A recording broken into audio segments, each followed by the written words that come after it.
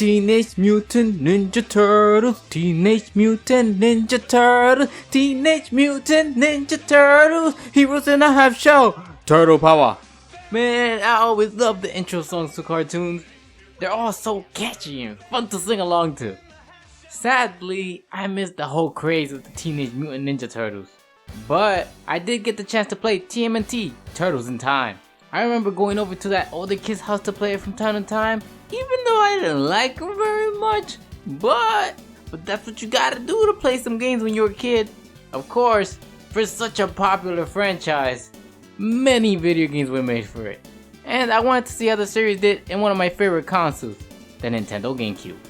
The one I decided to play was just called Tmnt, for some stupid reason. Or Tmnt 2007, to differentiate it from everything else. So, what is this game about? It starts off with the four turtles separated and doing their own thing. Leonardo is looking for some medallion in South America. Mikey and Don are doing their own thing. And Raphael is doing a very super original thing. He was tired of the police not doing enough and reducing the crime in the city. So he took matters into his own hands and became a vigilante that beats criminals during the night in his armor.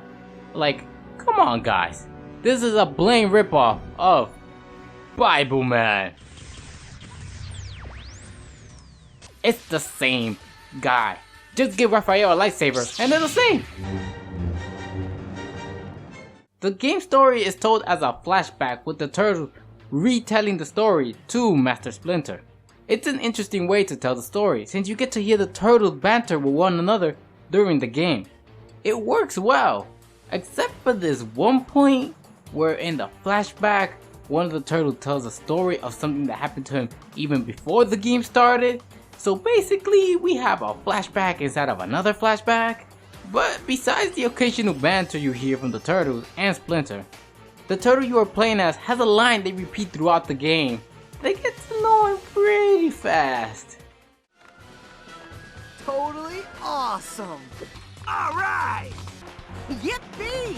It's Johnny now! The game, as you would have expected, has beat 'em up elements where you have two attack buttons. One does a single combo that ends with a big move, and the other one is used to knock enemies down.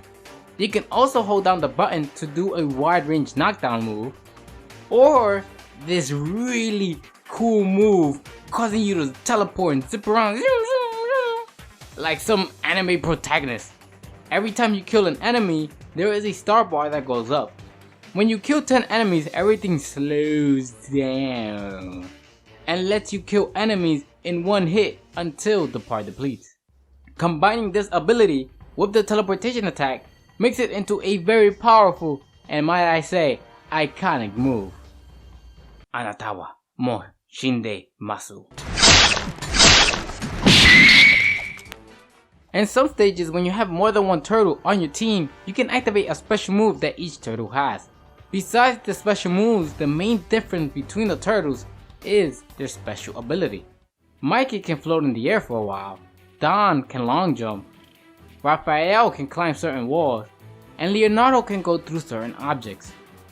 I'm sure you know this, but these are not moves you usually use in a beat 'em up, and that's because this game is like 80% platforming. Since the game is a linear 3D platformer, the jumps are not super precise, and you're given a ton of abilities like double jump, wall climbing, ledge climbing, wall running, and even a third jump if you have another teammate. With all these abilities and much of the platforming being very straightforward, this is not a very difficult game. It's really easy to move forward and jump at just the right time and letting most of the abilities that activate automatically do their thing. Especially when you can save yourself with the third jump when you have a teammate. Actually, the levels when you can play with one or more turtles are probably the easiest of the bunch. Each turtle has their own life bar, and the game lets you swap between the turtles on the fly.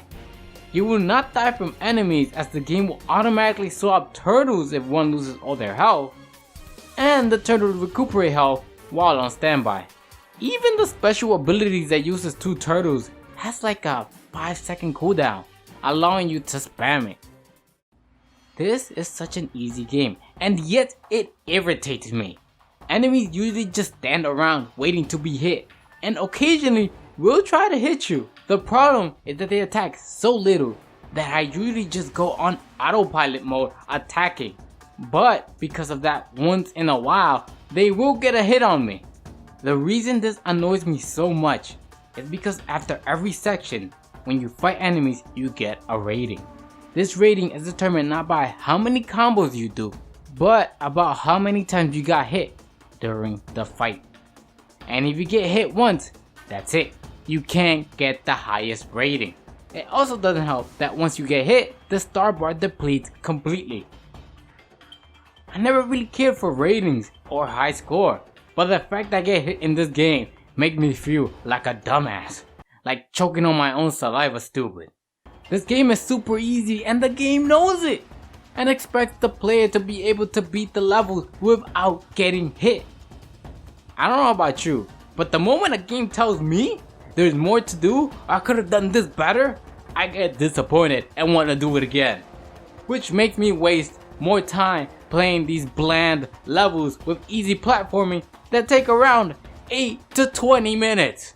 Towards the end of the game, a lot of the story starts to unfold with this millionaire who was cursed with what I think is not a very good curse, immortality, a long time ago as punishment for using some magic, but decides to hire the Foot Clan in our time to try and capture the beast that he used in the past for some war, who are escaping now because the stars are aligned again, so now they have to go to Kingdom Hearts. And wait, look, there is more to the story and not all of it is told. The story is either told in these comic book looking segments or these CGIs, which are most likely ripped straight from the movies. Yes, this is actually a game based on a movie and was released before the movie, which explains why the story is missing a lot of information to it. After defeating the final boss, you get your final rating. Each level has their own ratings, which rate you on how many times you get hit in the fight, how many of these coins you collected that are just there to be collected, how long it took you to beat the level, and if you play with one or more turtles, how many times you use team moves. The sum of these give you a rating that determines how many shells you get. These shells are used in the extra menu to unlock different things, such as big head mode, different weapons, small comedy clips from the movies, and drawings from the movie, which they should have just added to the story. It would have been nice to see one of those villagers even in these panels that I saved, instead of hearing them just yell at me. Don't let them hurt us! Wait, who needs help? Abuelita? How dare you hurt Abuelita? Now you shall taste the power of Batman.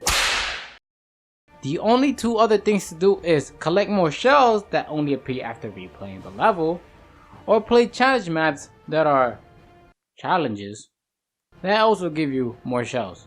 In the end, this is like an averagey type of game for the GameCube. The platforming and fighting is very easy because of all these different and overpowered abilities with little to no repercussions that are allowed to be used in these simple and dull levels. The story is told in an interesting way that allows the personality of the turtles to be heard, but not enough is done to tell a good story. Probably because it's based on a movie they want you to go see. And it also doesn't help that they ripped off Bible Man. God should probably sue these people. Hey guys, I hope you enjoyed today's diagnosis on Tmnt for the GameCube. Let me know your thoughts of the episode in the comments down below, and I take any suggestions you have. But as always, my lovely patients, I thank you so much for watching, and tune in next time.